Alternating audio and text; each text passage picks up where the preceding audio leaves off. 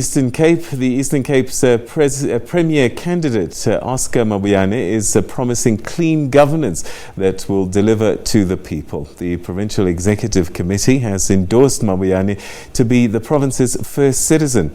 His rise to prominence dates back to his days as the SRC president at the historic University of Fort Hare, and most recently assuming the ANC's provincial chairperson role. Oscar Mabuyane has grown through the ANC ranks. He ascended from youth structures, then to the provincial secretary, and now to the highest office in the province. He's pledged to turn things around once he's sworn in as the premier. Those who are appointed to administer must administer.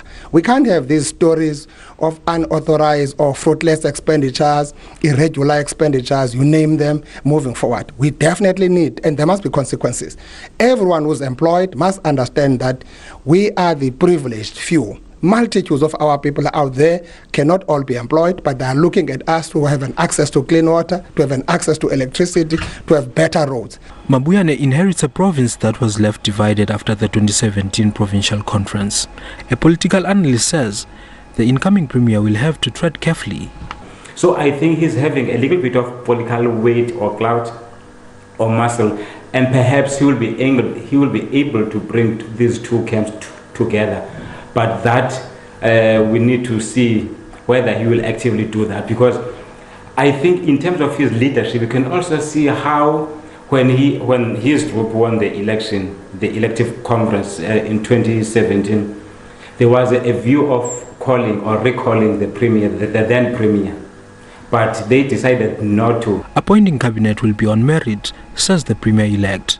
We're not going to be nursing. We're not in a trade-off space where we'll be able to look at each other, where you are coming from, what we must get. People are going to be appointed based on their competence.